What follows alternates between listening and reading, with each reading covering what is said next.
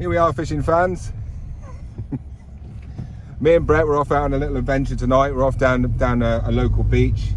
Now, I've fished this beach for over 30 years. I know it like the back of my hand. I know how to fish it, when to fish it, where to fish it, and what time to fish it, right? Which is probably the most important thing, you know, about anything is how, where, when, and why, and whatever. So yeah, we're just on the way down to the beach, and I just thought I'd just do an intro in the car, just to save a bit of time, really. And you know, I'm not one of these filmmakers that puts up driving to the mark or speed it up like, and then doing up me rods and all that. I just see that as a waste of 5 minutes, and I just skip past that bit every time. So it's not everyone's cup of tea.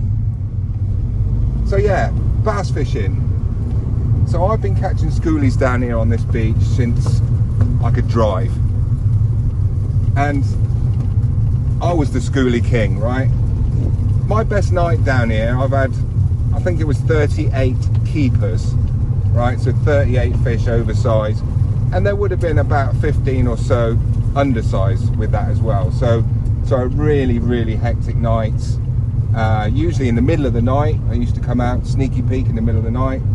And just out of interest, if you are interested, that's where the nickname Bassman came from. And it wasn't for good reasons, let me tell you. But, you know, you live and learn, you change and everything else. I changed. I started putting my fish back, started making videos. And here we are today, like, I don't know, what, 5-6 years on? I've been making videos, got a nice following now. And yeah, the videos are getting better and better, I feel. More informative, more sort of tuition involved. And, you know, I know stuff, you know? So we're gonna get down here and we're gonna get set up quickly. And I'll just do a little bit to camera, you know. We've got a couple hours till it gets dark. Can we speed it up? No, we're not speeding it up, and we're not going to have any music either. So yeah, so we're going to go down, and I'm going to show you my killer rig. You know, the rig that I've always really used down here. You know, a little bit naughty, but it works, and it actually stops deep hooking fish. The method that I use. So I'm going to show you that. Right, we're going to be using worm tonight and a few crab. We've got frozen crab. There's, you know, it's like gold dust at the moment, crab. There's hardly any of it. You know, the seasons are all messed up. There's no, you know, the bait fish are only just coming in. You know, there's no mackerel about. You know, things are pretty grim for mid-August.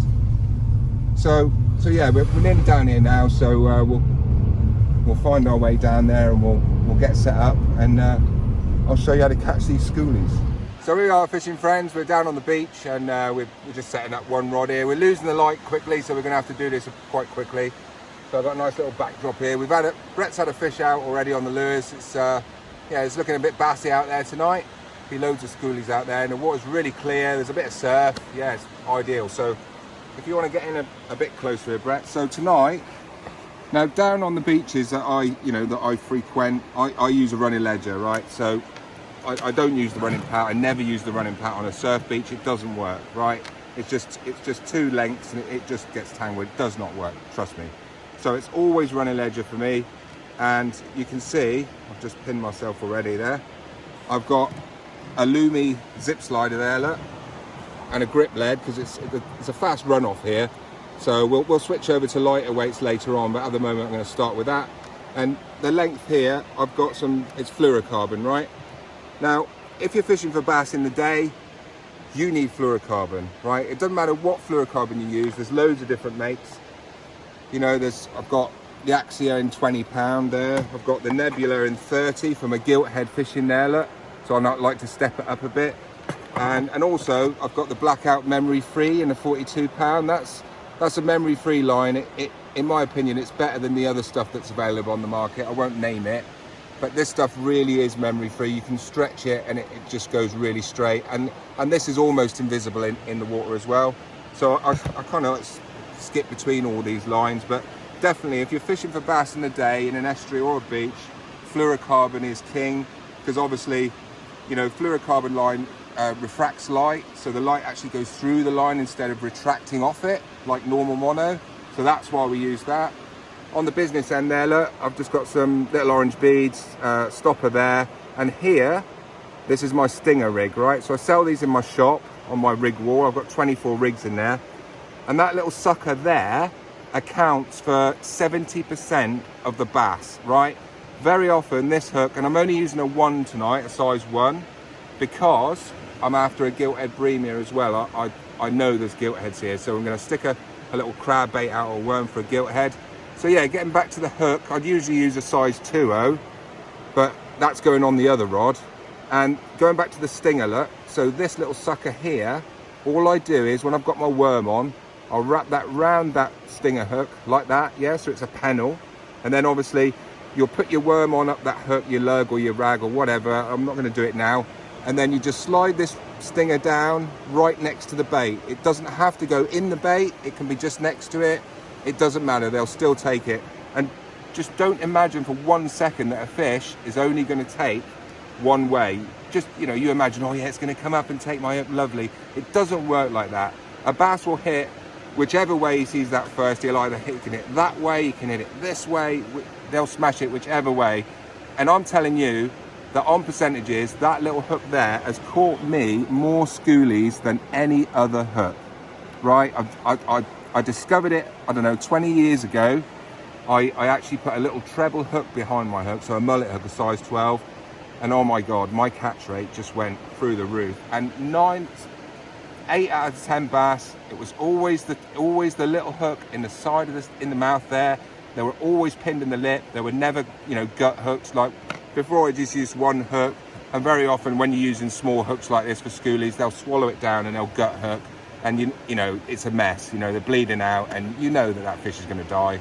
So I discovered this method, and it's really worked for me over the years. And now I've gone away obviously from the treble hook and I've gone to the little Icema there, look, little semicircle. So yeah, so that's my rig tonight. So all we're going to do is just literally cast out, wait for a bite. So hopefully we'll get some fish on the go for you later. We're not going to do any videos of me catching fish today. You know, we don't really need to do that. This is all about this bit here. So, you know, I hope you've enjoyed that little bit of there, look, that's my running ledger. It's a really simple rig. Everybody uses it. You know, it's not nothing new. And the fluorocarbon just gives you that edge in the daylight. When it's at night, you don't need fluoro, obviously, because it's dark.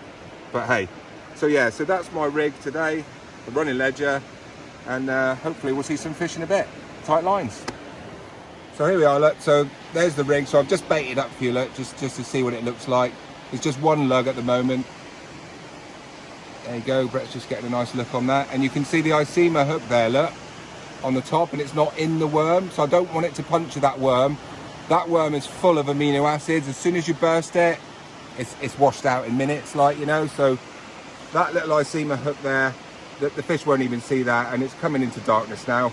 And yeah, that is going to catch schoolies. Killer rig, mate. 100%, mate. Yeah, I've been doing this a while. Here we go. So here we are.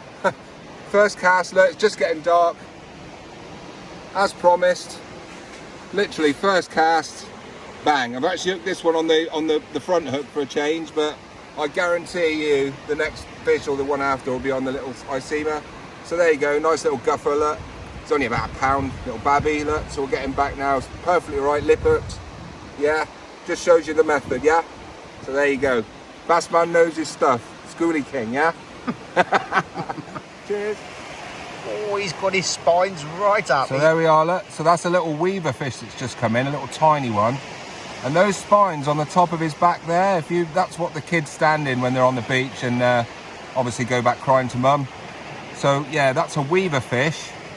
Look at the spines on the little devil. Oops, what you don't do me here. See, that is a horrible little spine on the back of there. Look, see how it pops up, look. See that? That's a defence, look. See? Look. That's mental, isn't it?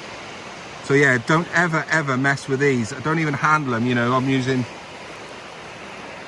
these. I just shook it off. I don't want to get anywhere near that thing really. But you can imagine a big one, and they're in the sand, and this little spike sticking up there, look. So yeah, so we'll put this Little blighter back. put this little blighter back to terrorise some young kids. Look at that, it's like a sailfish, look. How cool is that? Jesus, man. Yeah, hypodermic needles there, mate. Yeah. All full of poison. I wouldn't want to have to pee on your hand. I'm not letting you pee on my hand. I'll pee on my own hand, thank you. Look up at me, yeah. Smile and shit, yeah. 3, 2, 1. And here we are, look. Wingman's pulled it out of the bag tonight. Look, so there we go. He's using exactly the same rig as mine. It's obviously my rigs. And hang on, let's try and get in on that Icema there, look. And there's the little size one, Icema. You can see she's ripped a little tear there. So that, you know, it may have come out, but it's right in there, man. And look, and there's the main hook. There's the little main hook. There's a little Camazan uptied there. Right, so the little Icema is right in the corner. You know, absolutely pinned. You know, we've had what, I don't know, a dozen fish in an hour, but they're all tiny, man. Mate. Just the size is shocking down here. Like, They're not going, isn't it? I won't go into that at the moment, but it's shocking, man. I mean, you know, we're talking like up to £1 if you're lucky. So this is a real nice welcome one. Brett's having this one for dinner. You know, we don't take many fish from anywhere, like, you know, but he's a lovely fish there, well over the size. So there you go, mate. So all I can say is well done. You've outdone me tonight. Well, we haven't finished yet. We haven't finished yet. There's always a chance, No, we haven't mate. finished yet, mate. We haven't finished yet. And we have got a couple of crab. But yeah, it's only a little schoolie, look. You know, couple of pounds, two and a half pound maybe. I don't know. Yeah. But, you know, nice. So yeah, the rig's pinned. There you go. Absolutely pinned on the little hook. And the big hook's flapping around outside the gob. There you go. No deep hook bass. So if we were going to put this one back, it would be absolutely fine. But unfortunately, mate, your dinner. And here we are, the walk of shame. The walk of shame. Look at his sock. Lift up your sock. How wet is it? Well, should we have a look? So Brett's waders aren't the best.